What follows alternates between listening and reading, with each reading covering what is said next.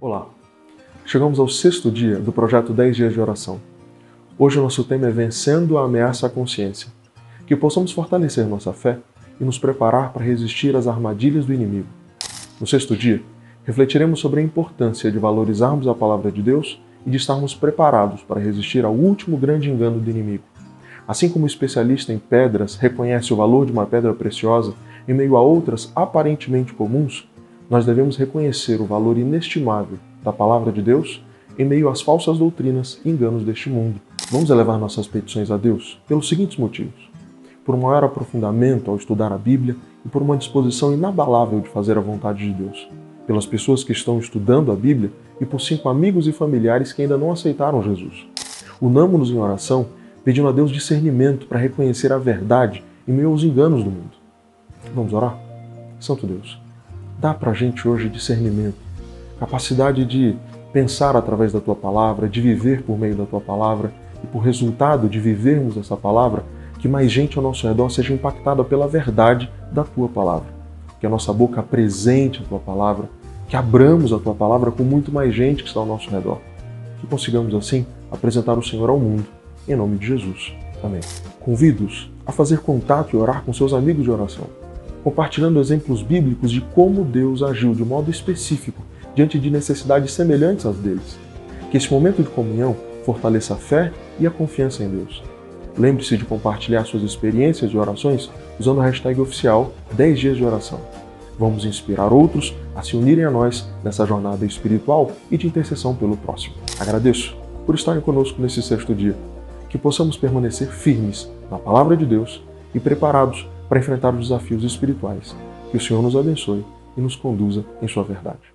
Olá, um bom dia para você, graça e paz da parte do nosso Senhor Jesus Cristo. Estamos dando continuidade aos nossos 10 dias de oração. Hoje, o sexto dia.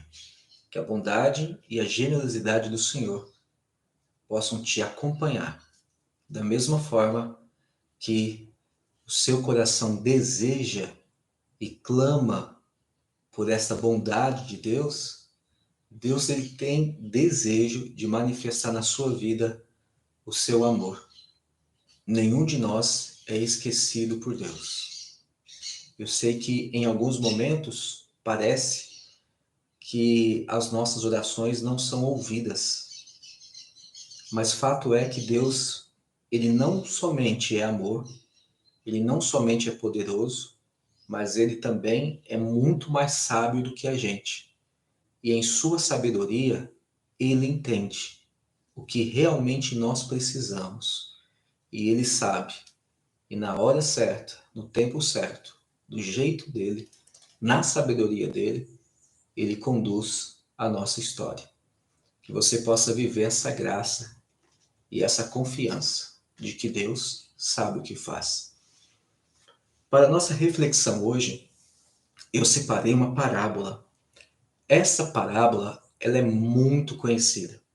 Está no livro de Lucas, no capítulo 18, a partir do verso 9, você tem a parábola do fariseu e o publicano. Essa parábola, ela vai dizer o seguinte: propôs também essa parábola a alguns que confiavam em si mesmos. Perceba, essa parábola, o destino dessa parábola, o público-alvo, quem era? Eram pessoas que confiavam em si mesmos. Por se considerarem justos. E por se considerarem justos, o que essas pessoas faziam? Elas desprezavam os outros. Interessante, né? Então, essa parábola é destinada a este público. 2 homens subiram ao templo com o propósito de orar. Um fariseu e o outro publicano. Na época, o fariseu não era como nos dias de hoje, porque nós usamos o termo fariseu para falar de pessoas hipócritas. Mas na época, o fariseu ele era tido em autoestima. Era um elogio e não uma crítica. O fariseu, posto em pé, orava de si para si mesmo. Então, interessante isso, né? orar de si para si mesmo, né? Curiosa essa expressão. A oração dele. Ó Deus, graças te dou, porque não sou como os demais homens. E aí vem o julgamento. Roubadores, injustos, adúlteros, nem ainda como este publicano. Jejuo 2 vezes por semana e dou dízimo de tudo quanto ganho. Aí vem. O publicano, estando em pé longe, não ousava nem ainda levantar os olhos ao céu, mas batia no peito dizendo: ó Deus, sê propício a mim, pecador. Aí Jesus ele conclui a parábola dizendo: digo-vos que este desceu justificado para a sua casa, e não aquele. Porque todo o que se exalta será humilhado, mas o que se humilha será exaltado. A nossa tendência ao ler esta parábola é nos identificar como o publicano. Mas na realidade, se você pensar bem, quando nós lemos essa parábola, nós revelamos o nosso espírito farisaico. Porque a nossa atitude é a mesma do fariseu. Porque assim como o fariseu diz: graças te dou, ó Deus, porque eu não sou como este publicano, não sou como os demais homens, não sou um ladrão, não sou adulto, nem nada disso. Quando nós lemos essa parábola, internamente nós dizemos: graças te dou, Senhor, porque eu não sou como o fariseu. Mas quando eu tenho essa disposição em dizer que eu não sou como o fariseu, eu estou tendo a mesma atitude que o fariseu teve. Eu estou sendo fariseu também. Deu para entender? Porque o fariseu diz: graças te dou, porque não sou como o publicano. E nós lemos o texto e concluímos: graças te dou, porque eu não sou como o fariseu. O que eu quero dizer com isso? Nós precisamos parar, primeiro, de comparar os nossos pecados com o pecado dos outros e chegar à conclusão de que os nossos pecados são menores porque tem muita gente pior, ou chegar à conclusão que, nossa, o meu pecado é pior do que o pecado de todo mundo. Não interessa esse debate, qual pecado é maior, qual pecado é menor. O que interessa é: todos pecaram e destituídos estão da glória de Deus. Mas onde abundou o pecado, superabundou a graça. Nós não podemos continuar confiando em nós mesmos, em nosso esforço próprio para conseguir a cura e a libertação que nós almejamos. Afinal de contas, há muito fazemos isso e não tem tido resultado. Confiamos em nossas orações, confiamos em nossa fé, confiamos em nossa experiência religiosa e graças te dou, Senhor, porque eu não sou como os demais homens.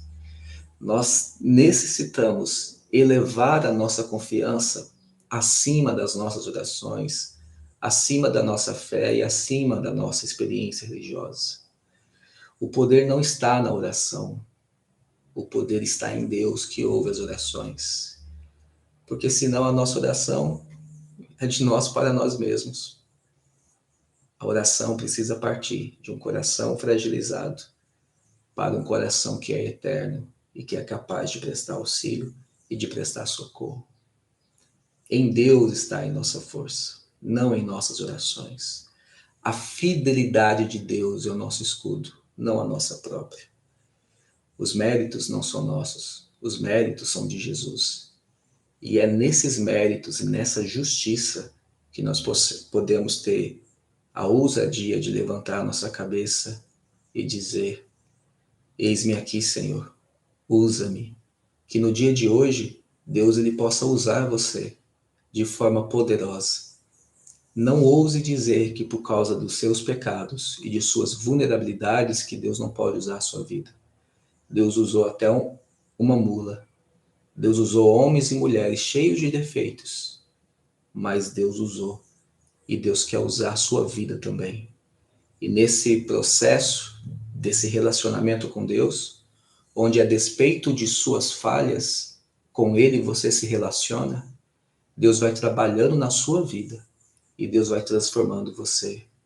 Os nossos pecados nos afastam de Deus quando eles não são confessados, ou quando a gente se julga melhor do que o outro.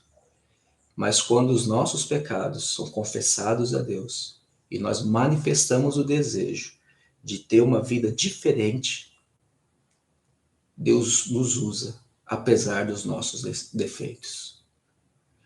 Que o Senhor te abençoe e te guarde, que o Senhor levante o rosto dele carinhoso sobre você, que o Senhor tenha misericórdia de você e que ele te dê a paz.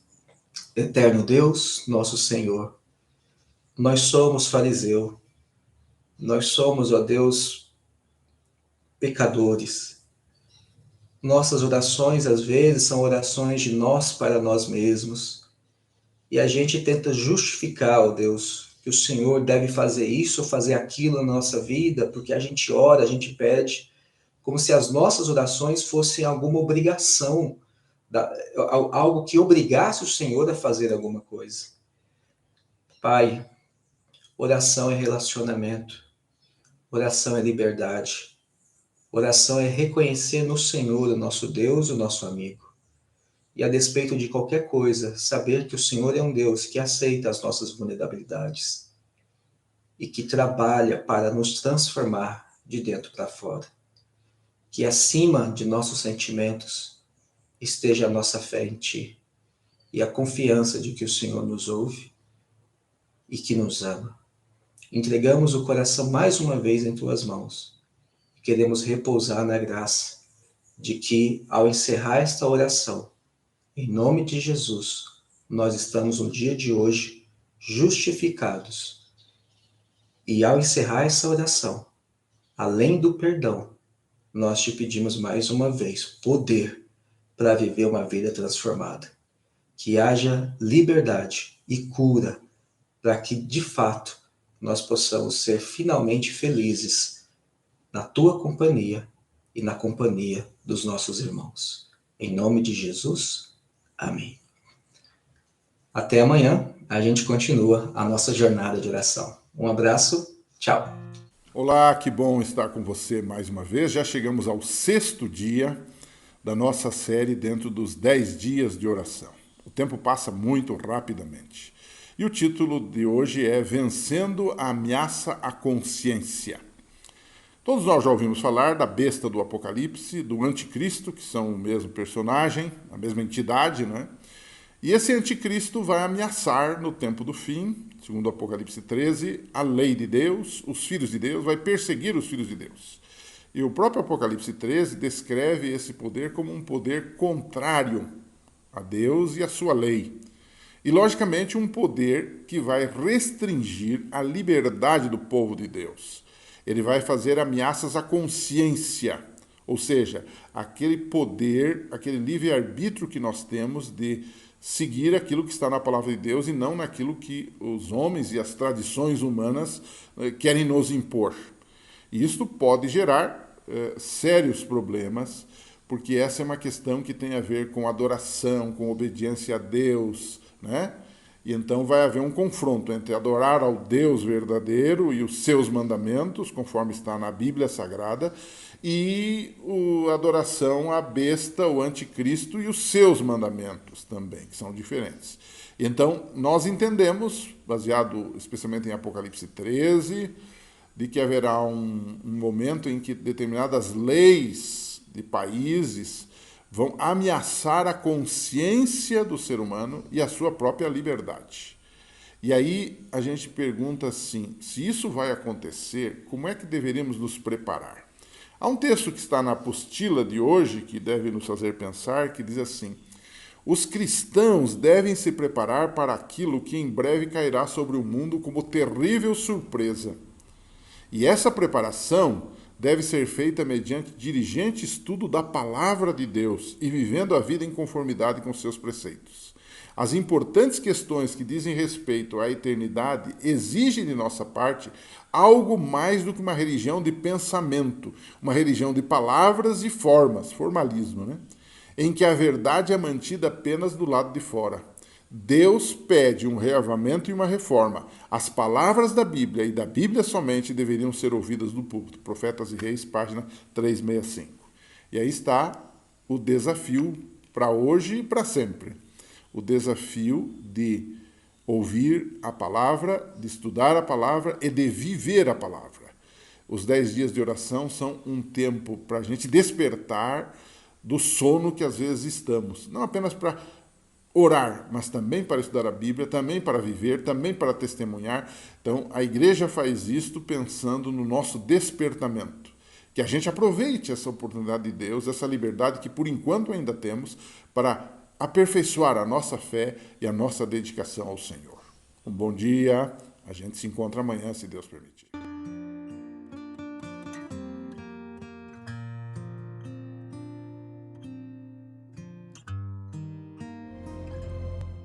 Olá, bem-vindo ao nosso 6º dia dessa jornada especial, Primeiro Deus, 10 dias de oração. E hoje o tema é Vencendo a Ameaça, a Consciência. O tema de hoje traz uma história bem curiosa. Havia um especialista em pedras preciosas, chamado Roy, o sobrenome dele é Wetstine, e ele passeava por uma exposição de colecionadores de pedras quando ele parou diante de uma mesa. Sobre aquela mesa havia uma tigela toda empoeirada com algumas pedras e uma fita adesiva que dizia $15 cada. O Wetstine, ele colocou aquela tigela toda empoeirada em sua mão, né, e começou a olhar aquelas pedras uma a uma, e uma chamou a atenção dele. Ela tinha um formato de uma batata, como se fosse uma batata. Uma pedra estranha, meio acinzentada, violeta, e ele perguntou ao colecionador: "Você quer $15 por isso?" O colecionador olhou para ele assim e disse: Não, faz o seguinte, $10 ela é sua, pode levar."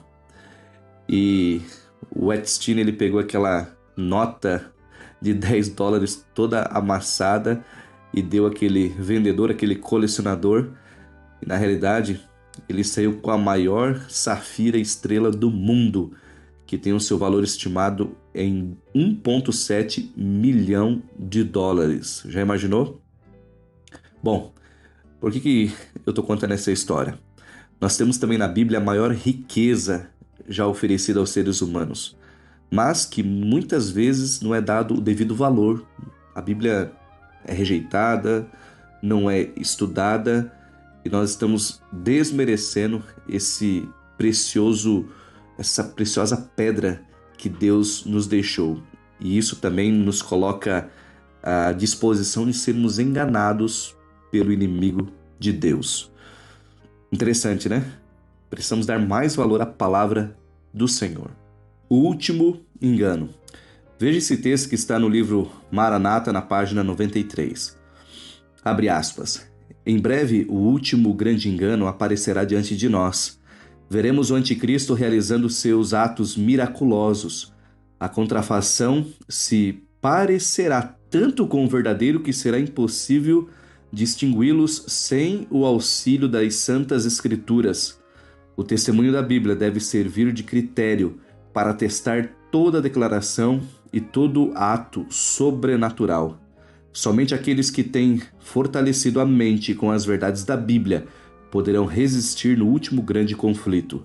Todos terão de passar pela prova decisiva: obedecerei a Deus ou aos homens.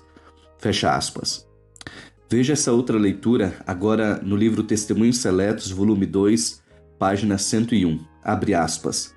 As grandes verdades da revelação devem ser estudadas cuidadosamente, pois todos teremos necessidades de um conhecimento inteligente da palavra de Deus.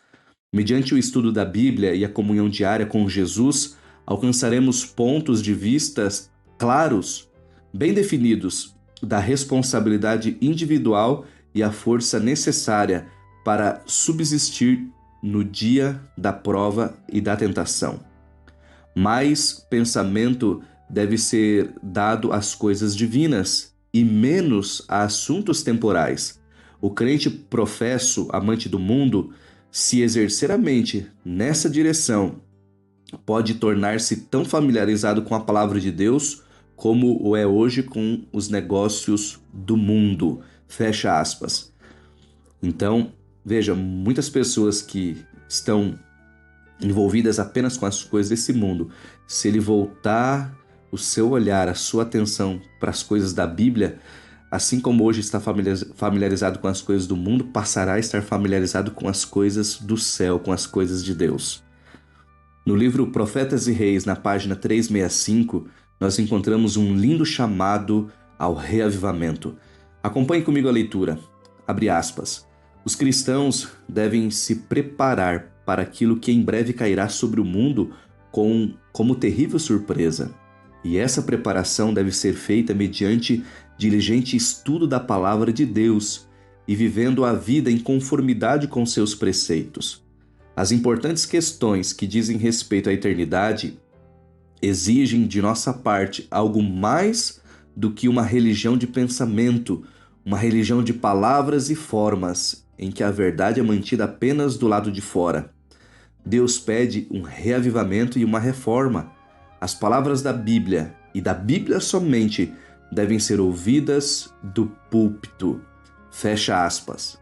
Muitos enganos, muitos erros do maligno, de Satanás, são antigos. Eles apenas vão mudando de roupa.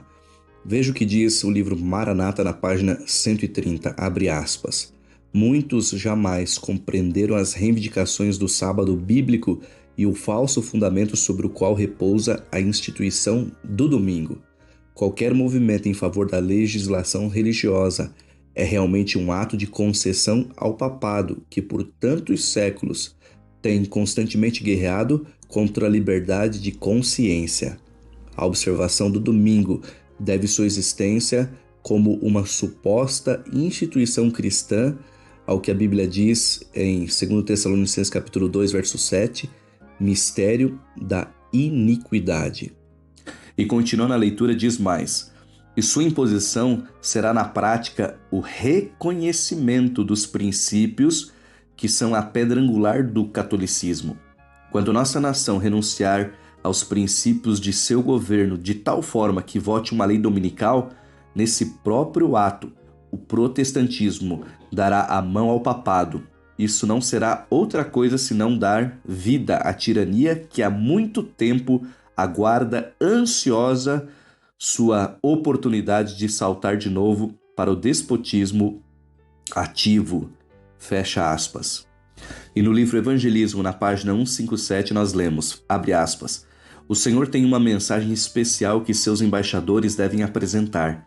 Eles devem transmitir ao público a advertência que os convida para reparar a brecha feita pelo papado na lei de Deus.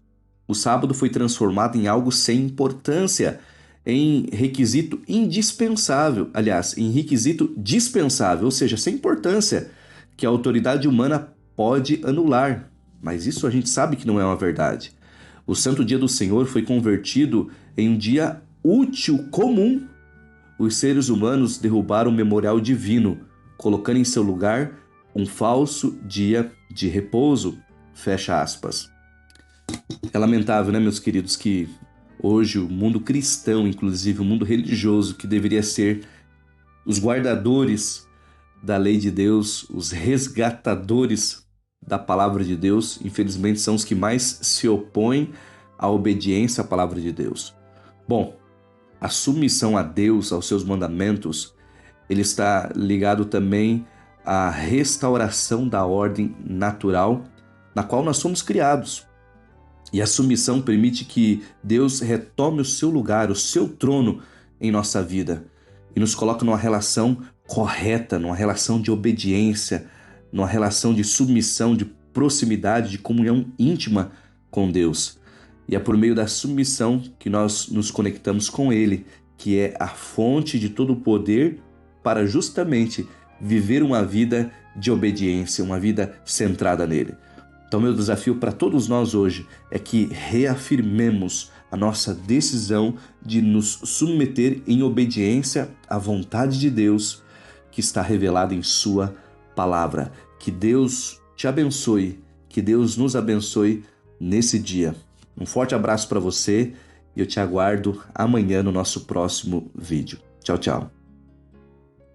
Olá, tudo bem com você?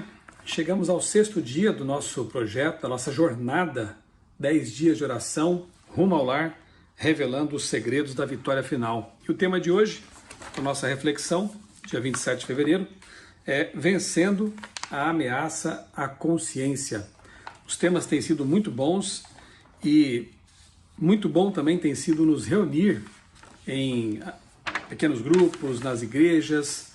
Aqui na Casa Publicadora Brasileira, nós temos nos reunidos nos setores, os pastores vão ali, fazem uma oração com aquelas pessoas, com os colegas, nós fazemos aí um resumo do conteúdo do dia e tem sido uma grande bênção. Se você ainda não está envolvido nesse projeto, dá tempo ainda, viu? Estamos na metade aí e você pode participar com a sua igreja, com o seu pequeno grupo, em sua família, aproveitando os conteúdos dessa apostila aqui que foi muito bem preparada.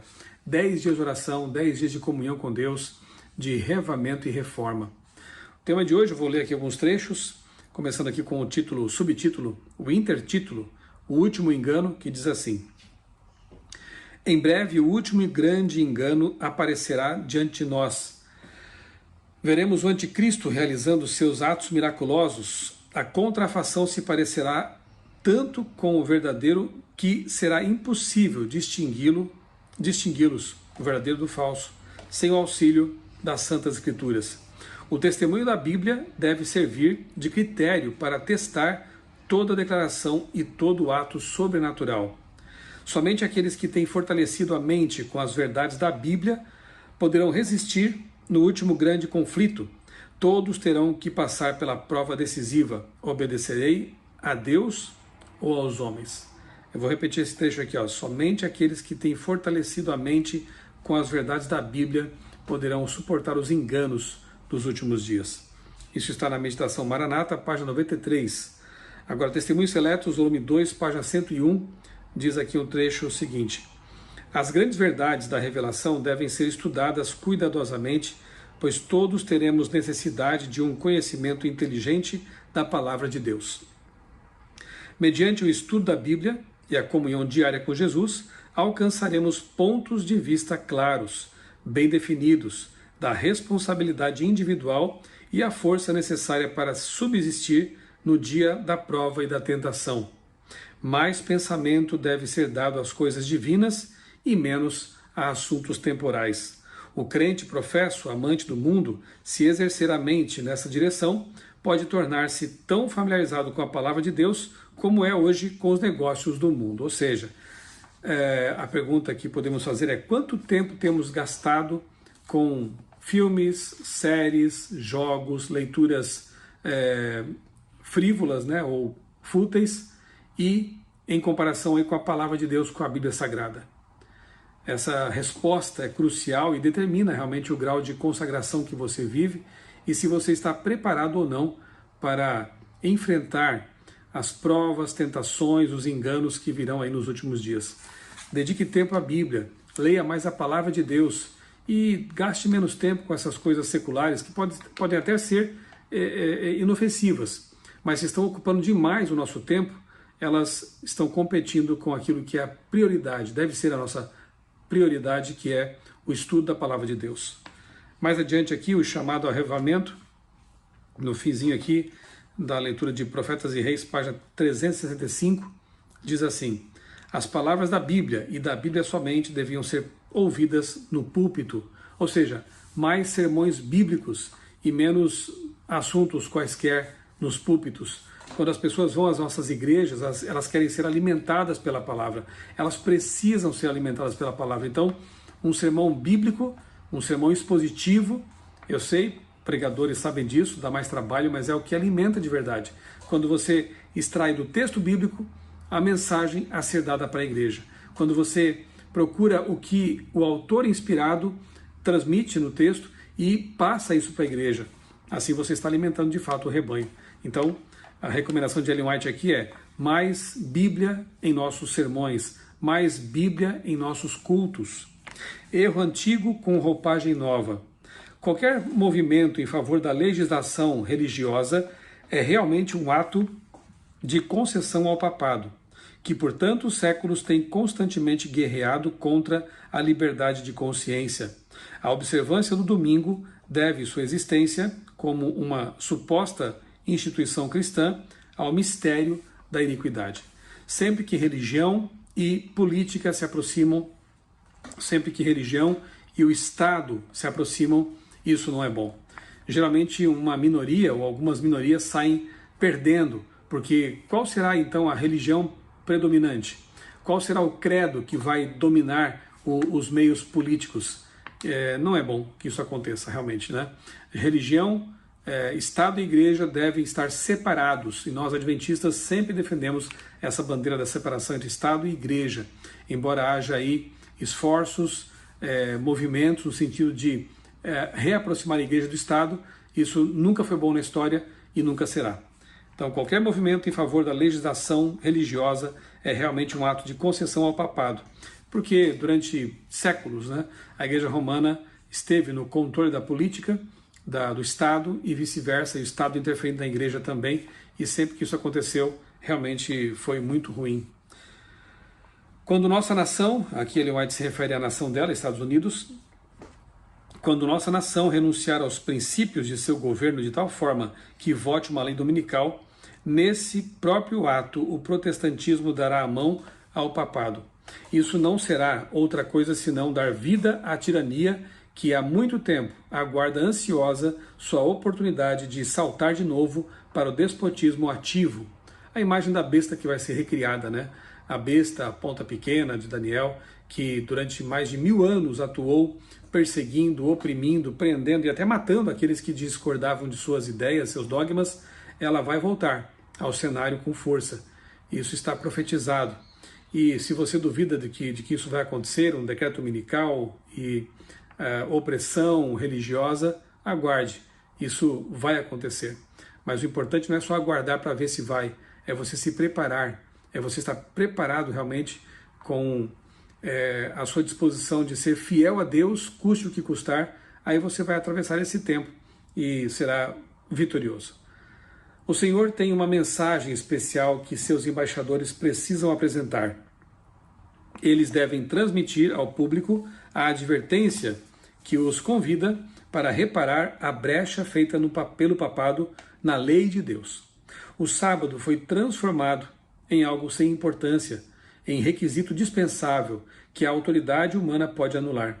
O santo dia do Senhor foi convertido em dia inútil, ou melhor, em dia comum. Os seres humanos derrubaram o memorial divino, colocando em seu lugar um falso dia de repouso. Evangelismo, página 157. E de fato, né, é assustador ver como muitas pessoas hoje, cristãos, rejeitam esse mandamento. Ele faz parte da lei de Deus, é um dos 10 mandamentos. Se você ler Êxodo capítulo 20, você perceberá que o 4º mandamento ele ordena, né, a observância do sábado, e ele foi observado, esse mandamento foi observado ao longo da história, desde Gênesis até o Apocalipse a gente vê o sábado ali presente. Jesus guardou o sábado, os discípulos guardaram o sábado, Maria e as mulheres piedosas que acompanhavam Jesus guardaram o sábado após a morte de Jesus, inclusive. Paulo, que se converteu depois da morte de Jesus e a ressurreição dele, também guardou o sábado em várias ocasiões, inclusive em uma cidade em que não havia sinagoga, não havia ali judeus. Ele também foi fiel ao mandamento e guardou o sábado em meio à natureza. Apocalipse menciona os mandamentos de Deus e só há um tipo de mandamentos de Deus na Bíblia, né? A lei de Deus, o decálogo. Tiago 2,10 menciona que tropeçar num ponto da lei é quebrar toda ela, porque você não pode ser fiel a 8 mandamentos e negligenciar conscientemente um deles. Então, a Bíblia, ela nos convida à fidelidade total a Deus. Alguns dizem, mas o sábado não aparece uma determinação clara de que temos que guardar o sábado no Novo Testamento. E eu pergunto, existe alguma determinação clara sobre, por exemplo, não terás outros deuses diante de mim no Novo Testamento? Não há. Agora, porque não há uma ordem direta para guardar um ou outro mandamento, quer dizer que esse mandamento foi abolido, cancelado? Ninguém defenderia a ideia de que podemos ter outros deuses diante de Deus, porque o mandamento não é repetido ipsis literis no Novo Testamento. Mas o conceito está lá. O Novo Testamento é uma extensão do Antigo Testamento. E no Antigo Testamento encontramos sim um mandamento. Então realmente as desculpas não colam. Nós precisamos ser fiéis a Deus, a sua palavra, não importa que o mundo esteja, não importa se o mundo esteja remando noutra direção, nós vamos na direção de Deus e de sua palavra. Aplicação pessoal: uma parte do mundo cristão se opõe à obediência aos mandamentos de Deus, mas parece esquecer que a obediência é um ato de submissão a Deus e que a submissão restaura a ordem natural em que fomos criados. A submissão permite que Deus retome seu lugar no trono de nossa vida e nos coloca em uma relação correta para com Deus. É por meio da submissão que nos conectamos com Deus, a fonte de força e poder para viver uma vida de obediência. Reafirme hoje sua decisão de se submeter em obediência à vontade de Deus revelada em sua palavra. Deus nos ajude a ser fiéis em meio ao mundo infiel, que nós vençamos a ameaça à consciência sendo fiéis a Deus. O texto principal da leitura de hoje, Marcos 13, 22, diz assim: surgirão falsos cristos e falsos profetas, operando sinais e prodígios para enganar, se possível, os próprios eleitos. Se possível, mantenhamos nossa comunhão com Deus, nossa fidelidade à sua palavra e seremos vencedores com Jesus. Vamos orar? Amado Deus, bondoso Pai, muito obrigado por mais essa reflexão proposta aqui na apostila para os 10 dias de oração. Obrigado por esses conteúdos, obrigado pelas oportunidades que temos tido de nos reunir como família, como igreja, em pequenos grupos, para aprender mais de Ti e aprofundar nossa comunhão contigo. Ajuda-nos, Pai, a ser vencedores, mesmo neste mundo que vai contra as Tuas determinações, Teus mandamentos, que possamos ser fiéis, que sejamos realmente cristãos de fato, sendo submissos à Tua vontade, à Tua palavra. Abençoa os irmãos que estão participando dessa jornada de oração e de comunhão, que saiamos desses dias, de 10 dias de oração, fortalecidos e com a nossa comunhão com Jesus mais estreita, mais aprofundada, mais fortalecida. É em nome dele, nosso Senhor e Salvador Jesus Cristo, que nós te pedimos essas bênçãos. Amém. Um abraço para você, Deus abençoe grandemente a sua vida e também a sua família.